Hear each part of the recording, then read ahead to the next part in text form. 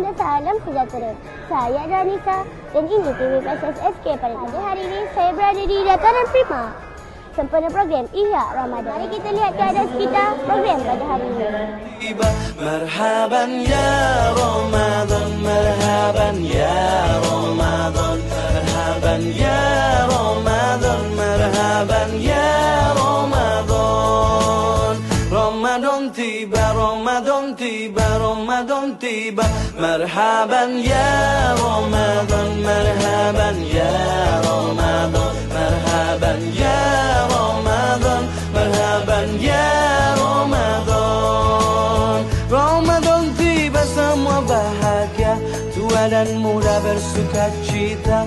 Bulan ampunan, bulan yang berkah, bulan terbebas api neraka. Andaikan saja Ramadan semua, bulan yang tiba, bulan yang ada, karena besarnya. Assalamualaikum Cikgu. Waalaikumsalam Adra.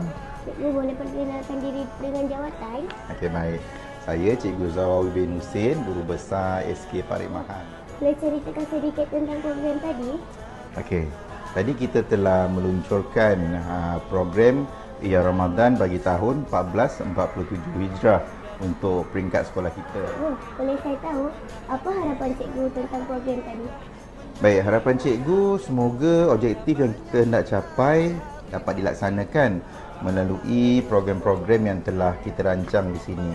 Jadi, Cikgu harap ini dapat memberi kesedaran kepada anak-anak SK Parimahan tentang Ramadan yang akan datang tidak lama lagi, insya-Allah. Terima kasih Cikgu. Ya, sama. Tiba Ramadan tiba, Ramadan tiba. Dan semoga setiap jiwa.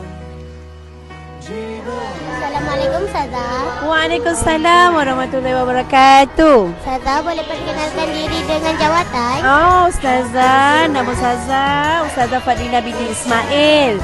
Ustazah memegang jawatan Guru Panitia Pendidikan Islam.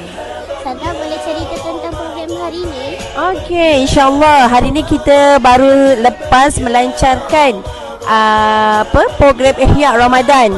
Di antara program-program yang kita akan jalankan sepanjang bulan Ramadan, okey, kita tengok pohon ni Okey, kita tengok kita akan ada buat solat duha, iftar jama'i, solat tarawih, sedekah, zikir Ramadan, tadarus dan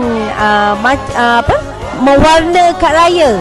Mewarna sampul raya. Menarik insya-Allah di sepanjang bulan Ramadan ini. Okey, terima kasih Ustazah. Okey, sama-sama. Menyambut bulan Ramadan. Selamat menyambut bulan Ramadan. Selamat menyambut bulan